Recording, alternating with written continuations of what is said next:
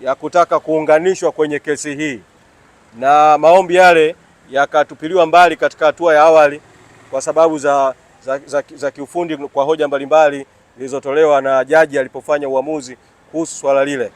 Nataka kuwataarifu tu kwamba mwenyekiti Tundu Lissu bado ameendelea na azma yake ya kuunganishwa kwenye kesi hii. Awali alitaka kuunganishwa kama Tundu Lissu ambaye vilevile ni mwenyekiti wa Chadema. Hoja hiyo ikatupiliwa mbali.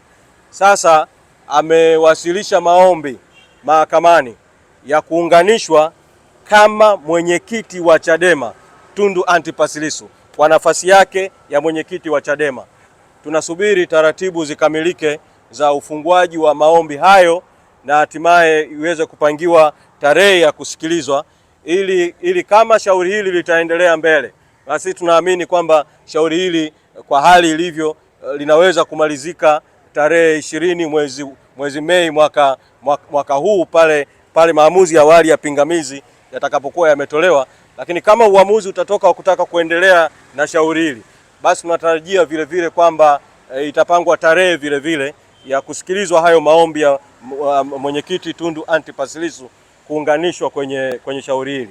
Na nitumie fursa hii vile vile kusisitiza mwito ambao ulitolewa na kikao cha kamati kuu cha tarehe 28 na 29 mwezi Aprili, nikautamka kwa umma kwa niaba ya kamati kuu mbele ya vyombo vya habari tarehe 2 mwezi wa 5 mwaka huu wa juu ya kesi vile vile ya uhaini inayomkabili mwenyekiti Tundu Antipas Lissu kupangiwa tarehe ya kusikilizwa.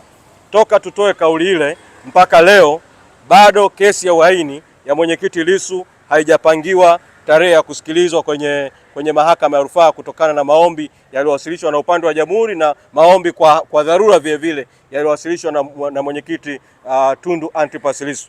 Na tunatoa mwito wa wazi kwa vyombo vya habari, sababu sisi tulitoa kauli ya kutoa mwito kwa jaji mkuu kueleza juu ya sababu za kwa nini mpaka sasa mahakama haijapanga tarehe ya kusikiliza kesi ya mwenyekiti Tundu Antipas Lissu bila kuingilia uhuru wa mahakama. Tunatoa mwito wa wazi kwa vyombo vya habari, mumtafute jaji mkuu au mwatafute watendaji wengine wa mahakama wanaohusika waweze kueleza kwa umma ni sababu zipi zinafanya shauri kesi hiyo mpaka sasa haijaitwa mahakama ya rufaa. Kuna msemo wa kisheria unasema justice delayed is justice denied. Haki iliyocheleweshwa ni haki iliyominywa.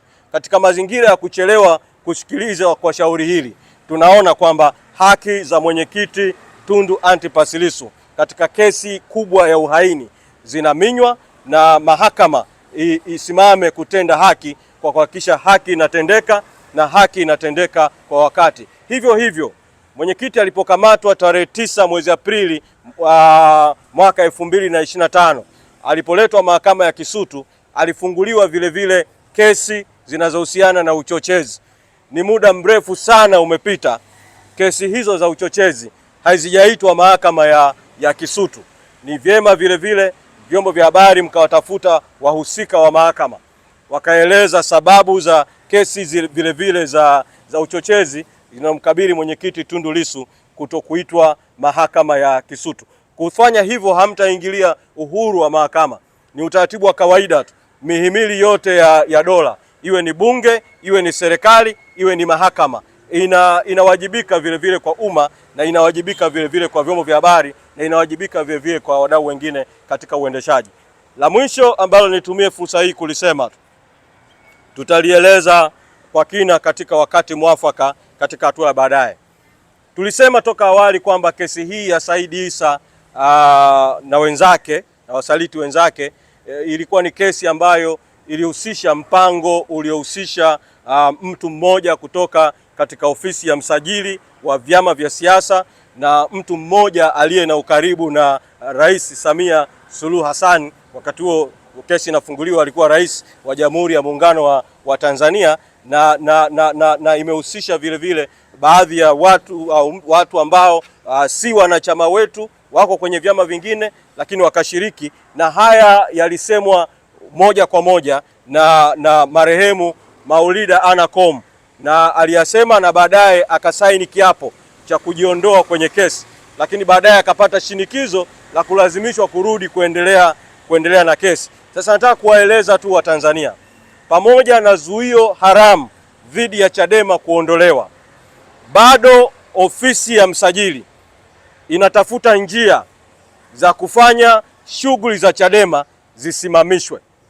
Tayari baada ya kikao cha kamati kuu tulichokaa tarehe 28 na 29 mwezi Aprili, na matamko ambayo tuliyatoa ya kamati kuu tarehe 2 mwezi Mei na tarehe 5 mwezi Mei mbele ya umma kuhusu masuala mbalimbali na kwa kauli mbalimbali za viongozi wa chama ambacho wamezitoa kwa nyakati mbalimbali, tumeandikiwa barua na ofisi ya msajili ya kutakiwa kujieleza. Sasa katika hatua hii hatutaweka hadharani maudhui ya barua hiyo kwa sababu bado tunaendelea kushauriana ndani, lakini vyombo vya habari mnaweza mkawatafuta ofisi ya msajili mkawauliza, tumetaarifiwa kuwa mmewaandikia barua Chadema, mmewaandikia barua kuhusu nini na mnataka kuchukua hatua gani dhidi ya Chama cha Demokrasia na Maendeleo Chadema.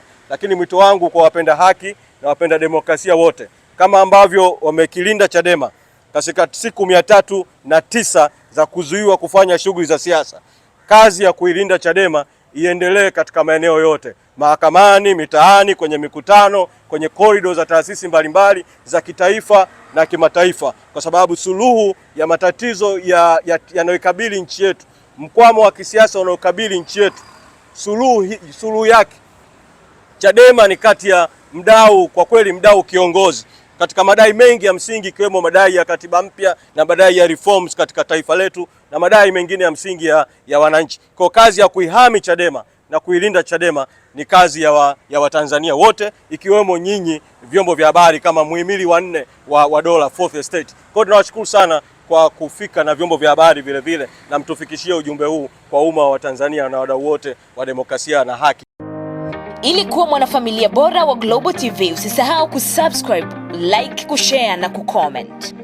Baada ya kusubscribe, bonyeza alama ya kengele ili kupata taarifa kwa kila video inayopanda Global TV Online.